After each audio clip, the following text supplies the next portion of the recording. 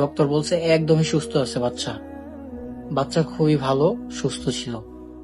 রাত্রে খাবার খাওয়ার পরে ঘুম পাড়ানো হয়েছে। রাত্রে 4টার দিকেও কান্না করতেছিল। জিনা তোরা আবার খাওয়াইছে। খাওয়ানোর পর যখন শোয়াইছে তার 5 মিনিট পরে দেখি ও আর নিঃশ্বাস নেয় না।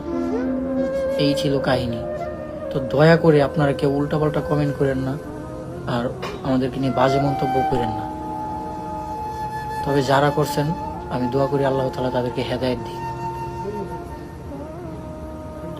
আপুর অবস্থা খুবই বাজে, তবে এখন মোটামুটি সুস্থ আছে আলহামদুলিল্লাহ। তবে আশা করি অতি শীঘ্রই সব ঠিক হয়ে যাবে।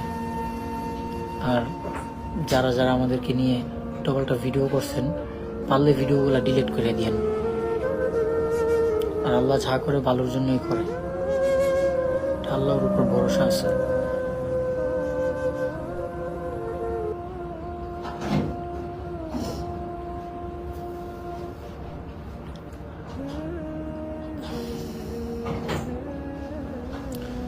আর অনেকেই বলতেছে, অনেকের একটা আফসোস ছিল আমার মেয়ের ফেসটা দেখানো, অনেকে দেখতে পারেন নাই বা অনেকে দেখছেন।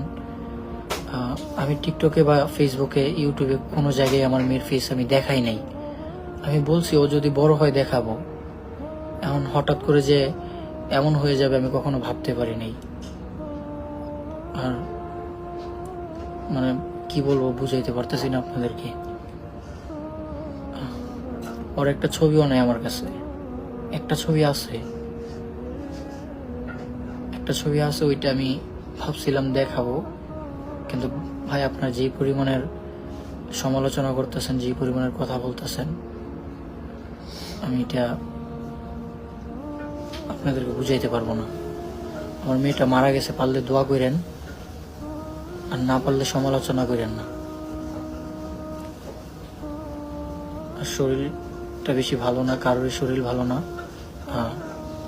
যদি পারি সুস্থ হই তাহলে আবার ভিডিও শুরু করব, আর আপনাদের মাঝে আবার ফিরে আসব। এখন মন মানসিকতা শরীর কোনোটাই ভালো না। ভালো থাকেন, সুস্থ থাকেন, আর আমার মেয়ের জন্য দোয়া করেন। আপনাদের 2টা হাতে পায়ে ধরি, আমার মেয়েটা মারা গেছে, ওরে নিয়ে সমালোচনা করেন না। যদি আমার লাইভটা দেখে থাকেন, যারা আমার মেয়ের ভিডিওগুলো টিকটকে আপলোড দিছেন বা ফেসবুকে আপলোড দিছেন, তারা ভিডিওগুলো ডিলিট করে দেন। ভালো থাকেন সবাই। আসসালামু আলাইকুম রহমতুল্লাহ। বিভিন্ন সময় আমার কমেন্ট বক্সে বিভিন্ন ভাই এবং বোন কমেন্ট করেন যে আমি কি রোস্ট ভিডিও করি ইত্যাদি ইত্যাদি। দেখুন ভাই, সমসাময়িক বিষয়গুলো নিয়ে আমি সমস্যাগুলো তুলে ধরার চেষ্টা করি। এতে আপনারা যাই বলেন, আমি আমার কাজ করার চেষ্টা করি। মাঝে মাঝে দেখা যায় যে বাধ্য হয়ে সেখানে নারী ব্যবহার করতে হয়, যাতে করে আপনাদের সাথে সহজে পরিচয় করে দেওয়া যায়, নাহলে আপনারা বুঝবেন না।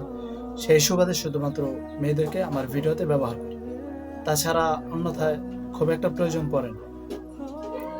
আশা করি আপনারা বুঝতে পারছেন। মোট কথায় আমি আমার জায়গা থেকে প্রতিবাদী ভিডিও করার চেষ্টা করি।